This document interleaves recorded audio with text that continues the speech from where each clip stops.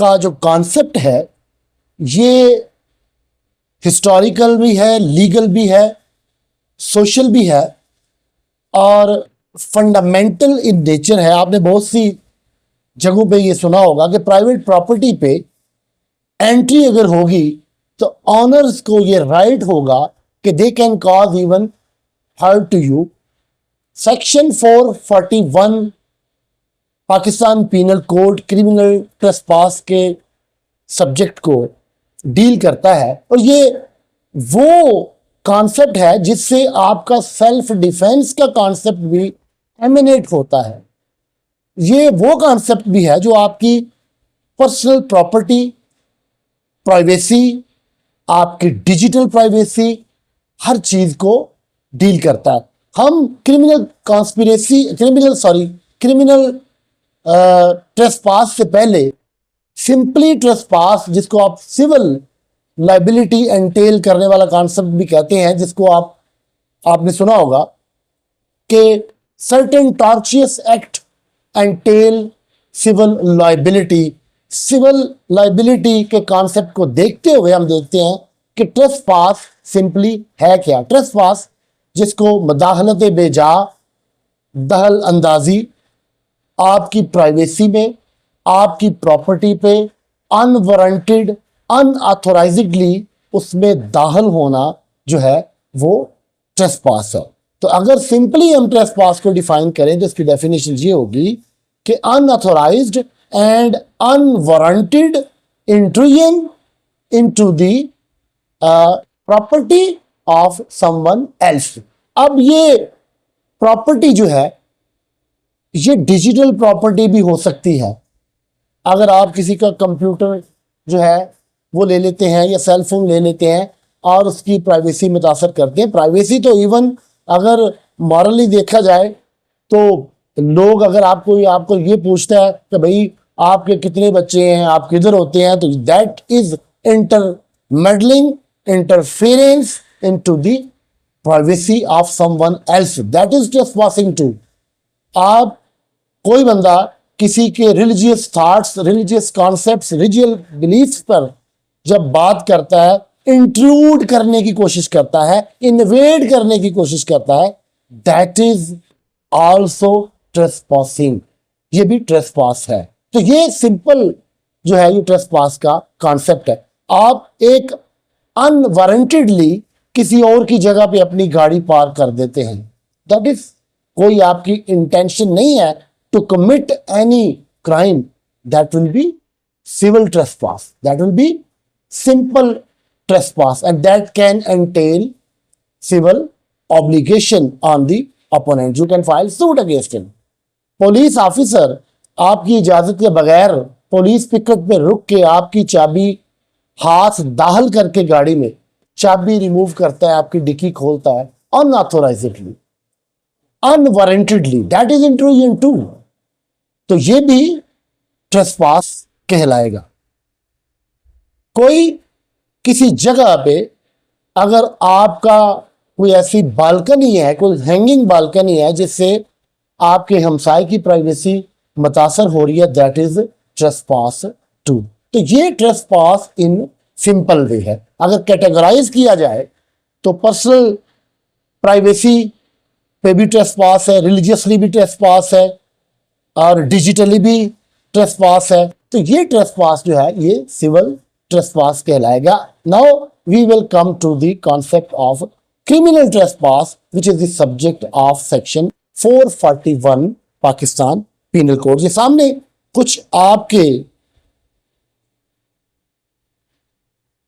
ये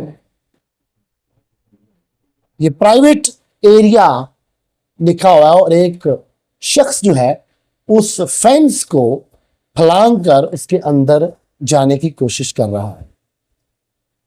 transgression, invasion, meddling, ये सारी चीजें क्या कहलाएंगी? ट्रेसपास। कोई अथॉरिटी नहीं है, कोई इजाजतनामा नहीं है और आपकी इंटेंट जो है वो ये है कि आप वो ट्रेसपास भी करेंगे, किसी की प्रॉपर्टी पे जाएंगे and you will insult, annoy और intimidate someone both mens rea and the actus rea when coupled with, तो ये आपका क्रिमिनल ट्रेसपास कहलाएगा। अगर हम इसको सब कैटेगराइज करें, ट्रेसपास को जैसे हमने सिंपल ट्रेसपास को देख लिया, तो क्रिमिनल ट्रेसपास इसकी पनिशमेंट और है।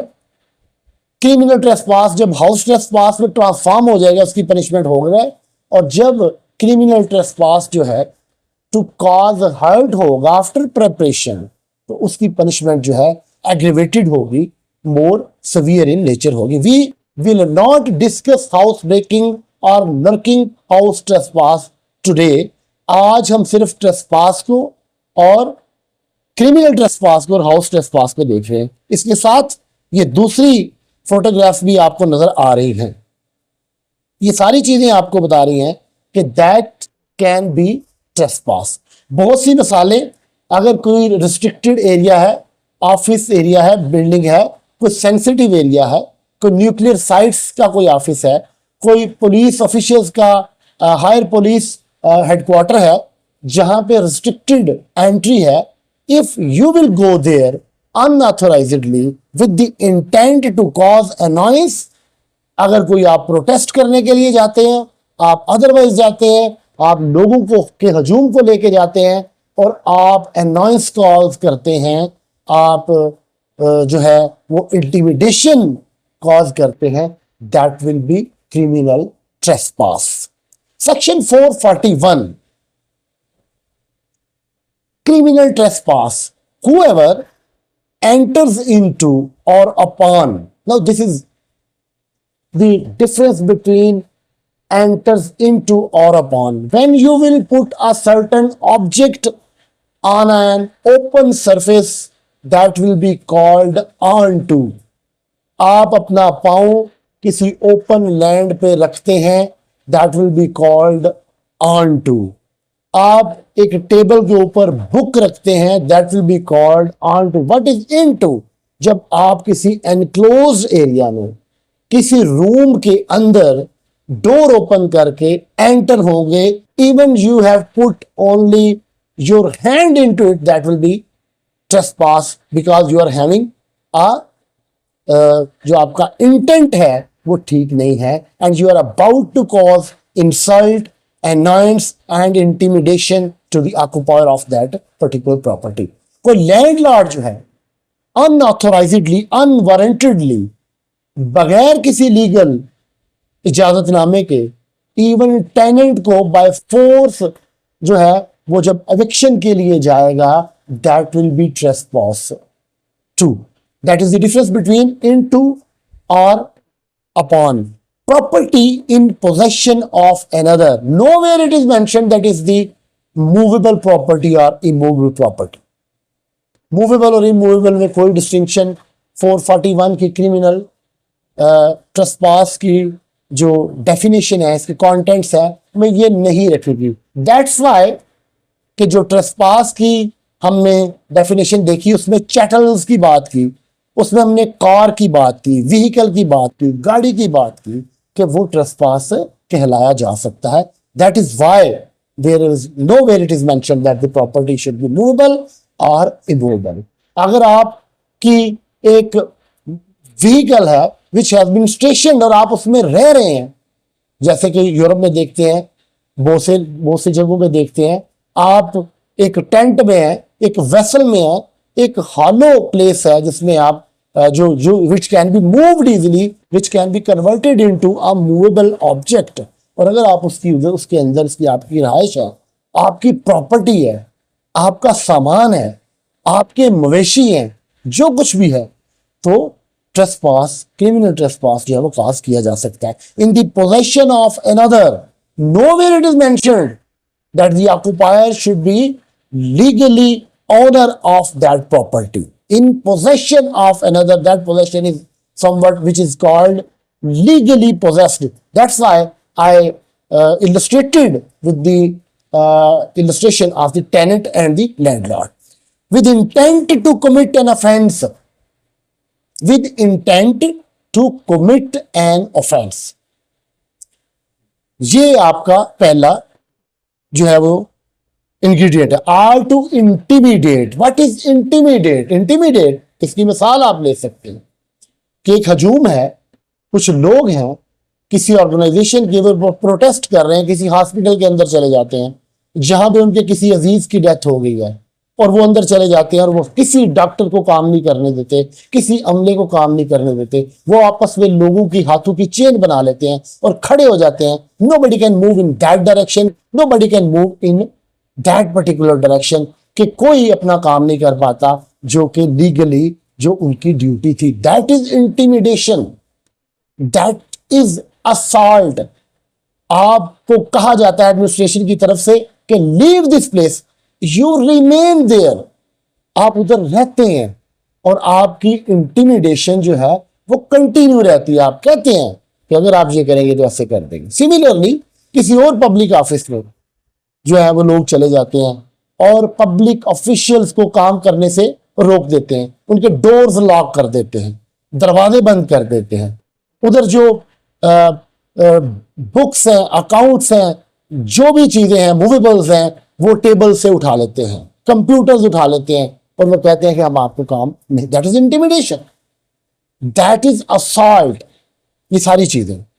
You hurl abuses on the property of someone else. आप जाते हैं किसी की प्रॉपर्टी पे, आपका सिविल डिस्प्यूट चल रहा है, हमसाये के घर चले जाते हैं, आपकी लंबी लिटिगेशन है, जाते हैं आप, you hurl abuses to him, आप गालियां देते हैं, अब्यूज करते हैं। That is insult. You are asked to leave that premises, but you don't leave. You remain there. You intimidate him. You make assault. Assault की डेफिनेशन जैसे है वो 351 में पाकिस्तान पीनल कोड में है, कि वही डेफिनेशन होगी पाकिस्तान पीनल कोड की। असॉल्ट होगी, अनाउंस होगी, और that will be called intimidation. Insult और अनाउंस, ये तीनों चीजें जो हैं, जब तक empty entrance into others' property without any intent and without any intent of intimidation, insult or annoyance will not be criminal trespass. That can be कि एक वॉन्डरर है, वैसे घूम रहा है, कोई फकीर है, कोई ज़हनी तवाज़ुन किसी शख्स का ठीक नहीं है और वो किसी की प्रॉपर्टी में, किसी के लॉन में घूमना शुरू कर देता। देयर इज नो इंटेंट, कोई उसकी इंटेंट नहीं है, कोई वो इंटिमिडेशन नहीं काज कर रहा, कोई वो अनायंस नहीं काज कर रहा, कुछ भी नहीं कर रहा, because he is lacking the very ingredient of the offence which is intent. When there is no mental element, तो वो जो फिजिकल एलिमेंट है उसका, that will be presume that that was an innocent way, तो ये नहीं कहलाएगा। Any person in possession of such property or having lawfully entered into or upon such property. Lawfully entry, आपकी lawful entry है किसी office में, और आपको ये कहा जाता है कि हमारा क्लोजिंग आवर जो है वो आ गया है, लिहाजा हमने ऑफिस को बंद करना है या इस इदारे को बंद करना है। आप किसी भी जगह पर चले जाते हैं, whether it is private or it is government, आपको ये कहा जाता है, but you purposefully remain there with the intent to cause, intimidate, to insult और अनॉयंस।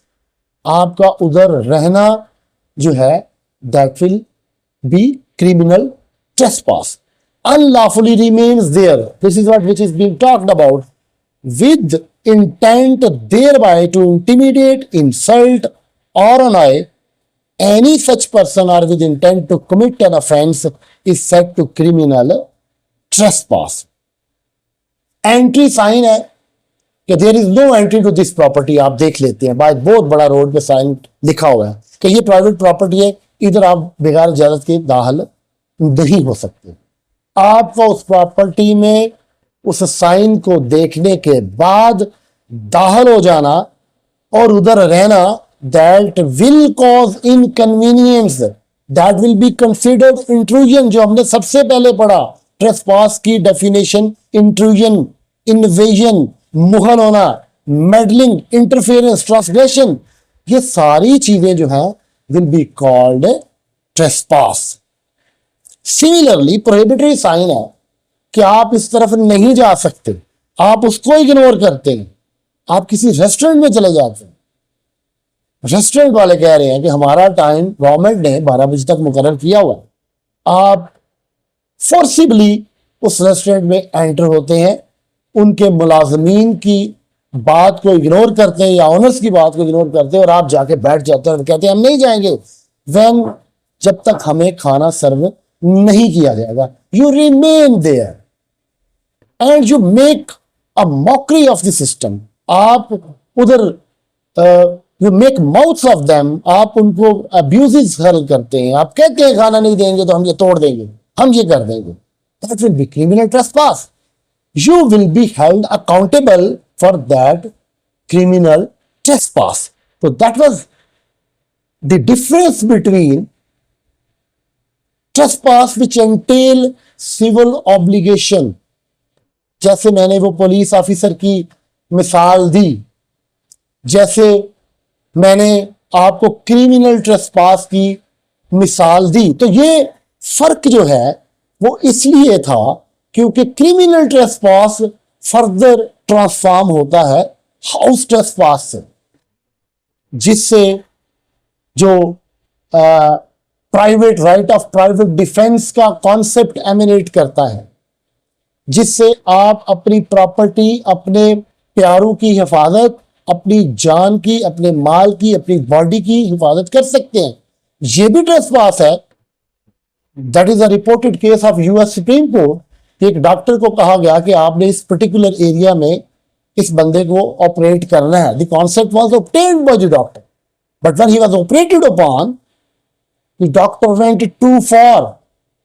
उसने एक और ऑर्गन को with bona fide intention, with good intent to save the life of that particular patient, he went extra mile. वो आगे गया, उसने वो काम भी किया for which he has not obtained consent of that patient. That was said in the Supreme Court. It was held that amounts to trespass. मेरी जेब में किसी का जबरदस्ती हाथ डालना, that is trespass. तो पर्सनल ट्रेसपास, डिजिटल ट्रेसपास, जैसे मैंने आपको कंप्यूटर की, सेल फोन की मिसाल दी कि आपकी प्राइवेसी। अब एक और कॉन्सेप्ट दुनिया में इवॉल्व हो रहा है कि जैसे कोई कहीं बैठ के कैमरास इंस्टॉल करके आपकी इंटरनल हाउस की वीडियोस लाइव देखता है, that will be trespass too. Now the concept has evolved keeping in view जिस तरह ये मॉडर्न टाइम चल रहा है। तो ये क्रिमिनल ट्रेसपास था। Now we will move ahead to house trespass. Whoever commits criminal trespass by entering into or remaining in any building, tent or vessel, कोई भी चीज, कोई खाली कंटेनर है जिसमें आप रह रहे हैं, एक टेंट है, एक वेसल है, हॉलो वेसल है। Vessel, what is vessel? Vessel किसी को भी, किसी चीज को भी कहा जा सकता है। वेसल, आप एक पानी वाले टैंक है प्लास्टिक का, you use it as a vessel, आप उसको भी वेसल कह सकते हैं। आप उस आयरन के कंटेनर को भी वेसल कह सकते हैं। वो बोट को भी आप वेसल कह सकते हैं। आप उस जो शिप है उसको भी वेसल कह सकते हैं। Anything which can be use as a dwelling और containing anything that can be called vessel, used as a human dwelling, जो ह्यूमन रिहाइश के लिए यूज की जा सकती है। और any building use as a place for worship, जिस जगह को आप as a place of worship, आपने अपने घर से बाहर एक जगह मुख्तस की हुई है जहां पे आप पूजा करते हैं अपने खुदा की, जहां पे आप वर्शिप करते हैं, जहां पे आप नमाज पढ़ते हैं, किसी भी चीज को जहां पे आप वर्शिप करते हैं, कोई भी जगह जिसको आपने मुख्तस कर दिया हुआ, whether it is in a building form और नॉट, फ्लैट सरफेस है लेकिन वो particular area, that will be called house too. तो हाउस की definition as per section 442 CRPC will not be in ordinary language कि ये वो हाउस है जहां पे आप इस कॉलोनी में रह रहे हैं, फला मोहल्ले में रह रहे हैं, गांव में रह रहे हैं, तो जहां पे वो आपका घर है वही आपका घर है।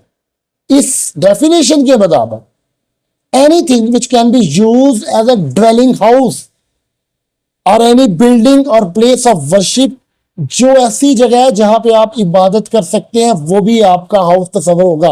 और as a place for the custody of property, और ऐसी जगह जहां पे आपने अपनी प्रॉपर्टी के लिए कोई बॉक्स, कोई अलमारी, कोई चीज रखी हुई है, that will be called house to.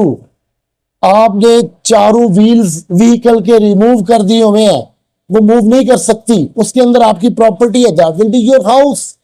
Is said to commit house trespass.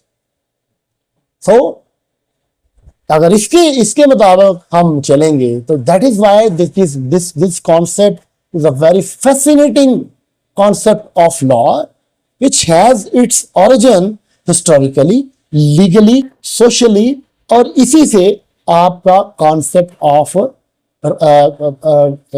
Private defence का, अपनी प्रॉपर्टी का, अपने पर्सन का, अपनी पर्सनल प्राइवेसी का कॉन्सेप्ट भी वो सामने आता है। Explanation: the introduction of any part of the criminal trespasser's body is entering sufficient to constitute house trespass। वो जो सबसे पहले हमने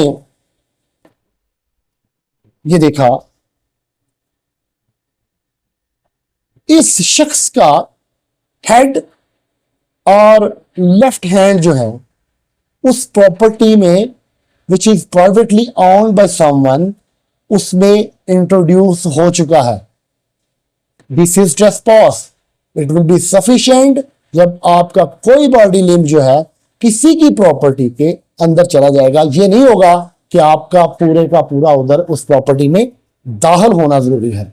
आप दरवाजा खोलते हैं unauthorisedly, unwarrantedly, you open the lock of someone else property, किसी के घर का दरवाजा, किसी के ड्राइंग रूम का दरवाजा खोलते हैं और हाथ अंदर दाखिल कर लेते हैं, that will be called criminal trespass. ये क्रिमिनल ट्रेसपास होगा। इसके लिए ये जरूरी नहीं होगा कि वो डिफेंस ले ले, प्रोसिक्यूशन दे। दो चीजें प्रूव करनी है, उसकी इंटेंट और उस इंटेंट के जुमरे में वो अनॉयंस, इंसल्ट और इंटिमिडेशन में से कोई भी एलिमेंट जो है वो कॉज कर रहा है। और डिफेंस ने ये प्रूव करना है कि दैट एंट्री वाज लीगल, उधर कॉन्सेंट थी, कोई इंटेंट नहीं थी। दिस इज द रीजन कि हमारे मुल्क में 452 के केसेस जो हैं उनकी अगर प्रोसिक्यूशन में जाए तो उसकी रेशियो 25% से ज्यादा नहीं है कि जिनमें मुल्ज़मान की कन्विक्शन होती है। This is very hard to prove. You have to prove the mental element of that particular offender along with his physical act.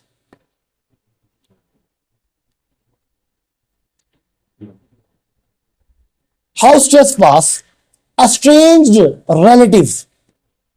वो जजमेंट्स हैं कुछ हमारी कोर्ट्स ने ये दी कि भाई के घर भाई जा सकता है, that will not entail section 452 CRPC. I don't think that is the right and appropriate explanation and expounding of the very principle of law because of the reason.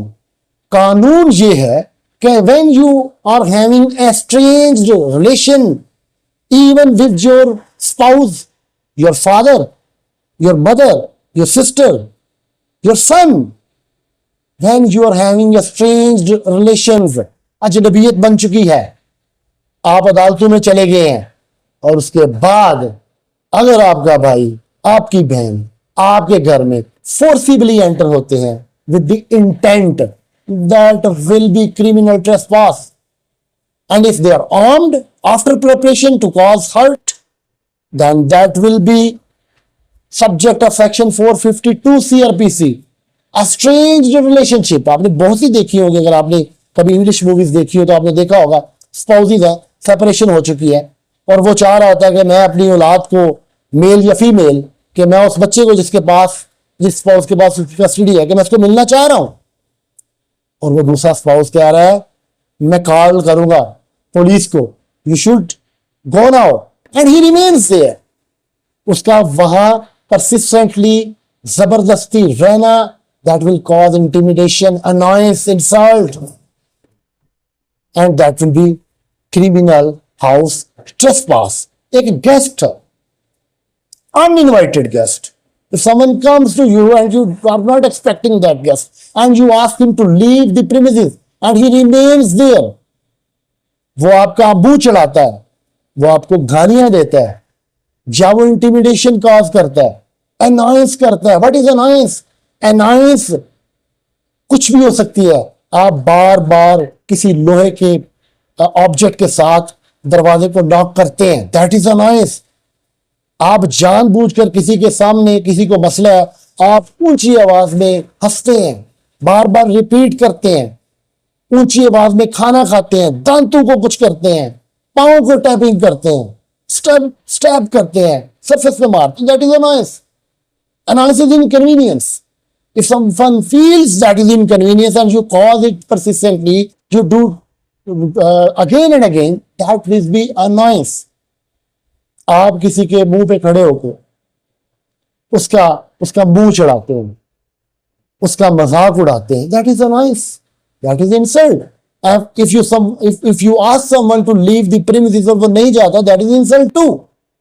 So criminal trespass के ingredients physical act plus एक्टसरिया जो है, जब ये दोनों plus मंजरिया, ये दोनों मिल जाएंगे, and ingredients of the offence which are found in section 441 and 442, if they are met, then the offense will be complete. Criminal trespass की पनिशमेंट जो है वो 3 months है. हाउस ट्रेसपास की जो डेफिनेशन है वो 1 year है, एग्रेवेटेड है.